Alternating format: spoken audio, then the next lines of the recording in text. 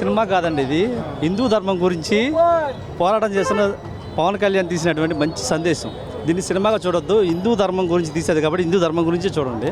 దీంట్లో ఒక చిన్న సందేశం తీసుకున్నా చాలు, మన లైఫ్ చాలా బాగుంటుంది. అంటే ధనికుల నుండి దోచుకొని కింద వాళ్ళకి పెట్టడం, ఈ రాబిన్ హుడ్ క్యారెక్టర్ అయ్యి ఎట్లా?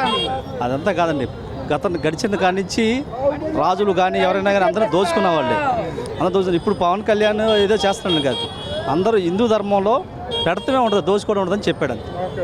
ఈ గ్లామర్ ఎట్లా ఉంది? హీరోయిన్ గ్లామర్ సాంగ్స్ కావచ్చు. గ్లామర్ సాంగ్స్ కాదండి, సినిమా చూడండి. సినిమా ఏంటది, దాంట్లో ఏముంది, పవన్ కళ్యాణ్ సందేశం చూడండి.